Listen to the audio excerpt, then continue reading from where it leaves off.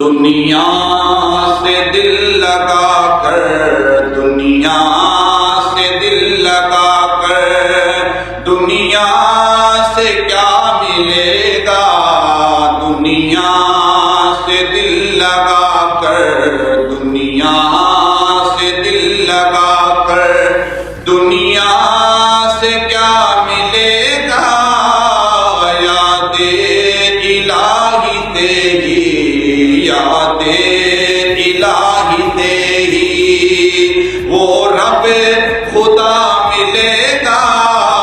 دنیا سے دل لگا کر، دنیا سے دل لگا کر، فرمایا ایسے بن جاؤ دنیا کے اندر رہ کر، دنیا کے اندر رہ کر مال بھی کماؤ، رزق بھی، کاروبار بھی، تجارت بھی، سب کچھ کرو، لیکن دنیا کو اپنے اوپر کبھی بھی استوار نہ ہونے دو۔ دنیا کا وہ رہتا ہے، دنیا اس کو اپنے پیچھے بھگاتی رہتی ہے، اور جو دین کا ہو جاتا ہے، اسلام کے اندر اپنے آپ کو اس قدر عمل کرنے والا بنا دیتا ہے، پھر دنیا اس کے پیچھے بھاگ رہی ہوتی ہے۔ اپنے دنیا جو ہے انسان کے لیے ایک آزمائش ہے، اس میں مال ہے، اس کے اندر اولاد ہے، یہ کھیل کود کا سامان ہے۔ اے انسان کبھی غافل نہ ہو جانا کہ اس دنیا کی محبت میں ڈوب کر تم اس خالق کی حقیقی کی یاد سے کھو جانا، اس خالق کے حقیقی کی یاد سے دور ہو بیٹھنا، کبھی اپنے اندر دنیا کو سمانے نہ دینا، کبھی اپنے اندر دنیا کو سرایت نہ کرنے دینا، بلکہ دنیا میں اس طرح رہو، زندگی گزارو کہ جس طرح چلنے والا ایک مسافر گزارتا ہے۔ رسول اللہ صلی اللہ علیہ وسلم نے ارشاد فرمایا کہ انسان دنیا کے اندر رہ کر تو مسافر کی طرح زندگی گزار۔ اللہ کے نبی علیہ السلام تشریف فرما تھے، ایک چٹائی پر آرام فرما تھے۔ تھوڑی دیر کے بعد صحابہ کرام نے دیکھا کہ اللہ کے نبی علیہ السلام بیدار ہوئے۔ بیدار ہونے کے بعد جسم پر چٹائی کے نشان دیکھے گئے، جیسے انسان سوتا ہے چارپائی پر تو بعض اوقات نیچے سے جو وان ہوتا ہے وہ اس طرح سخت ہوتا ہے کہ جسم کے اندر اس کے نشان پڑ جاتے ہیں جسم کے اوپر۔ تو اللہ کے نبی علیہ السلام چٹائی پر آرام فرما تھے، بیدار ہوئے، جسم پر نشان تھے، اور صحابہ کرام نے عرض کی یا رسول اللہ صلی اللہ علیہ وسلم، ہم آپ کے لیے حکم فرماتے، ہم آپ کے لیے نرم و ملائم بستر بچھا دیتے۔ اللہ کے نبی علیہ السلام نے ارشاد فرمایا میرے صحابہ، نرم و ملائم بستر تو اس کے لیے ہوں کہ جو بندہ ہمیشہ یہاں رہنے والا ہے، بلکہ میں تو یہاں پر ایک مسافر کی طرح آیا ہوں اور مسافر کی طرح رہ رہا ہوں۔ جس طرح مسافر کسی سفر پر جاتا ہے تو وہ کسی درخت کے نیچے، کسی سائے دار جگہ پر آرام کرنے کے لیے تھوڑی سی دیر رکتا ہے، تھوڑی سی دیر لیٹتا ہے، آرام کرتا ہے، اور اس کے مائنڈ کے اندر یہی ہوتا ہے کہ میں تھوڑی دیر رکا ہوں، تھوڑی دیر کے بعد اپنے منزل مقصود کی طرف پھر رواں دواں ہو جاؤں گا، پھر اپنے منزل مقصود کی طرف چل پڑوں گا۔ تو انسان کو اللہ تعالیٰ نے اس دنیا میں بھیجا ہے تو بھیجنے کا کوئی مقصد ہے، انسان کو اللہ تعالیٰ نے پیدا کیا ہے تو پیدا کرنے کا کوئی مقصد ہے۔ اللہ نے دنیا کے اندر، دنیا کے پیچھے بھاگنے کے لیے اسے پیدا نہیں فرمایا، بلکہ اللہ تبارک و تعالیٰ نے اگر انسان کو پیدا فرمایا ہے، انسان کو پیدا فرمایا ہے تو اپنی عبادت کے لیے پیدا فرمایا ہے۔ وما خلقت الجن والانس الا لیعبدون، اور پھر فرمایا کہ انسان وہ جو دنیا کے پیچھے بھاگتا ہے وہ کتے کی طرح ہے۔ کتے کی تشبیہ دی، مردار جانور سے تشبیہ دی، اور بھاگنے والا دنیا کے پیچھے اس طرح ہے جیسے کتا جو ہے کسی چیز کے پیچھے بھاگتا ہے، اور پھر اس کا تشبیہ دینا مردار جانور سے۔ اللہ کے نبی علیہ السلام گزر رہے تھے، ایک مردار بکری پڑی ہوئی تھی، بکری مردار مری ہوئی بکری پڑی تھی۔ اللہ کے نبی نے صحابہ کرام سے پوچھا کہ اے میرے صحابہ، کیا یہ مالک کے لیے دلیل ہے؟ عرض کی یا رسول اللہ صلی اللہ علیہ وسلم کیوں نہیں؟ اللہ کے نبی علیہ السلام نے ارشاد فرمایا میرے صحابہ جانتے ہو کہ اللہ تعالیٰ کی بارگاہ کے اندر یہ دنیا اس مردار بکری سے بدتر ہے۔ جس طرح مالک کے لیے اب یہ بکری کسی کام کی نہیں رہی، اس نے اسے کیا کیا جی؟ پھینک دیا، حقیر جان کر اسے پھینک دیا۔ تو اللہ کے نبی علیہ السلام نے ارشاد فرمایا کہ یہ دنیا اللہ کے نزدیک اس بکری مردار سے بھی بدتر ہے۔ فرمایا کہ اگر اللہ تبارک و تعالیٰ کے نزدیک دنیا کی کوئی حقیقت ہوتی، اگر ایک پر کے برابر بھی دنیا کی کوئی حیثیت ہوتی تو اللہ تبارک و تعالیٰ کفار کو کبھی بھی ایک گھونٹ تک عطا نہ فرماتا، بلکہ اللہ تعالیٰ نے فرمایا کہ یہ دنیا کفار کے لیے ہے، یہ دنیا مشرکین کے لیے ہے، یہود و نصارہ کے لیے ہے، آخرت جو ہے وہ میرے مسلمان متقی کے لیے تیار کر دی گئی ہے۔ اسی لیے ہمیں دنیا کے ساتھ دل نہیں لگانا، دنیا میں ایسے رہنا ہے جیسے ایک کشتی پانی پر چلتی ہے، تیرتی ہے۔ کشتی کا پانی پر چلنا، کشتی پانی کے بغیر نہیں چل سکتی۔ انسان کے دل کے اندر، مائنڈ کے اندر آتا ہے نا کہ یار یہ کس طرح ہے کہ انسان دنیا کے اندر رہ کر دنیا نہ کمائے، دنیا حاصل نہ کرے۔ مال و دولت کون حاصل نہیں کرتا؟ وجہ ہے آپ کی سوچ، ہر ایک مسلمان کی دنیا کے اندر رہ کر مال کمانا ہے، رزق کمانا ہے۔ اللہ تعالیٰ کے محبوب علیہ الصلوۃ والسلام نے ارشاد فرمایا کہ کوئی بندہ مومن، بندہ مسلمان، بندہ مومن جب اپنے اہل و عیال کو کسی سے مستغنی رکھنے کے لیے، کسی سے مستغنی کا مطلب ہے کسی کے آگے ہاتھ پھیلانے سے روکنے کے لیے وہ اگر اللہ تبارک و تعالیٰ کے پاک نبی علیہ الصلوۃ والسلام کی شریعت اور دین کے مطابق ذریعے معاش کرنے کے لیے، اپنے اہل و عیال کو دوسرے سے مستغنی رکھنے کے لیے اگر وہ سارا دن کاروبار کرتا ہے، سارا دن تجارت کے اندر زندگی گزارتا ہے، وقت گزارتا ہے، دن گزارتا ہے، تو اللہ تبارک و تعالیٰ اسے اپنے اہل و عیال کے لیے کسب کرنے کے صدقے اللہ تعالیٰ اسے بھی عبادت کا ثواب عطا فرماتا ہے۔ لیکن ایک درجہ بندی ہے، ایک حد بندی ہے، اس حد سے تجاوز کر جانا یہ بھی انسان کے لیے ضروری نہیں ہے، بلکہ حد بندی اور درجہ بندی کے اندر رہ کر دنیا کمائیں۔ جس طرح پانی کے بغیر کشتی نہیں چل سکتی، لیکن کشتی اس وقت پانی کے اندر کامیاب ہے کہ جب کشتی پانی کے اوپر تیرتی رہی، ایسے ہے نا، جو ہی پانی کشتی کے اندر داخل ہوگا تو کیا ہوگا؟ کشتی بولے تو صحیح، ڈوب جائے گی، غرق ہو جائے گی، ساتھ میں بیٹھنے والوں کو بھی غرق کر دے گی۔ تو اللہ کے نبی علیہ السلام کے غلاموں، جس طرح کشتی کے لیے پانی ضروری ہے، پانی پر اس کا تیرنا تب ہی کارگر ہوگا کہ جب وہ کشتی پانی کے اوپر رہے گی، اپنے اندر پانی کو تجاوز نہ کرنے دے گی، اپنے اندر پانی کو داخل نہ ہونے دے گی، تو دنیا کے اندر اس طرح رہے کہ دنیا کو اپنے اوپر حاوی نہ ہونے دے، اپنے انہیں مسلط نہ ہونے دے۔ یہ دنیا اللہ کی بھی دشمن ہے، اللہ کے دوستوں کی بھی دشمن ہے، اللہ کے دشمنوں کی بھی دشمن ہے۔ وہ کس طرح سوچ رہے ہوں گے؟ اللہ کی دشمن اس طرح ہے کہ انسان سب چیز کے لیے، اللہ کے نبی علیہ السلام نے ارشاد فرمایا کہ یہ دنیا ہر خطا کی جڑ ہے۔ کیا ہے جی؟ دنیا ہر خطا کی جڑ ہے۔ خطا کی جڑ کا مطلب کیا ہے؟ فرمایا وہ اس لیے ہے کہ انسان جھوٹ بولتا ہے۔ کس وجہ سے بولتا ہے؟ اس کے لیے بھی تو دنیا کارگر ہو رہی ہے نا ثابت۔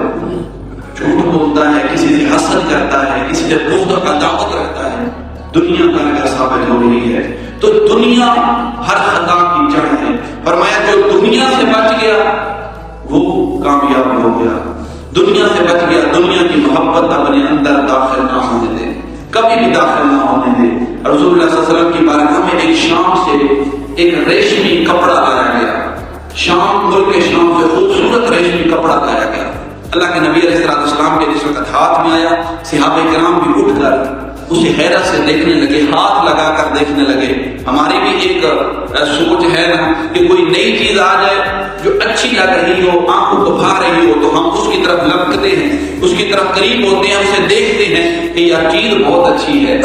اللہ کے نبی علیہ السلام نے ارشاد فرمایا، کیا تم جانتے ہو کہ یہ کپڑا تمہیں عمدہ لگ رہا ہے، خوبصورت لگ رہا ہے، اچھا لگ رہا ہے؟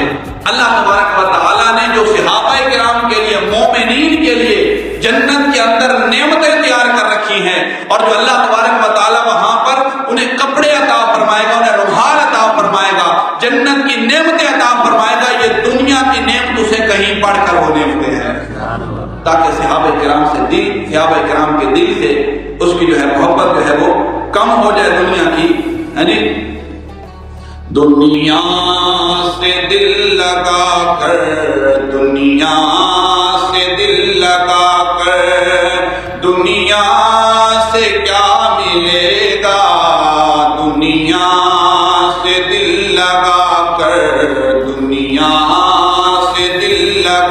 کر دنیا سے کیا ملے گا، یاد الہی تیری، یاد الہی تیری، وہ رب خدا ملے گا دنیا سے دل لگا کر، دنیا سے دل لگا کر۔ فرمایا ایسے بن جاؤ دنیا کے اندر رہ کر، دنیا کے اندر رہ کر مال بھی کماؤ، رزق بھی، کاروبار بھی، تجارت بھی، سب کچھ کرو، لیکن دنیا کو اپنے اوپر کبھی بھی سوار نہ ہونے دو۔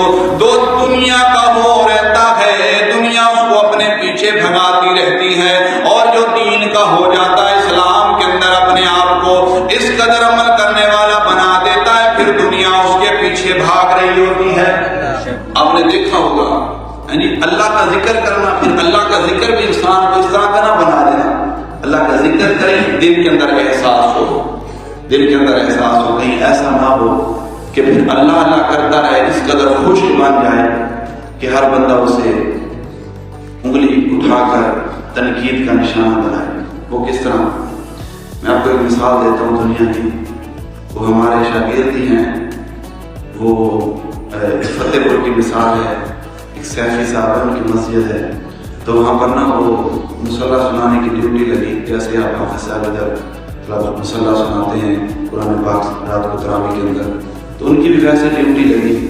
وہ بیچارہ 27 دن 28 دن جتنے بھی تھے وہ جاتا رہا، 7 دوستوں کو بھی لے جاتا رہا تاکہ ٹھاٹ واٹ بھی بن جائے۔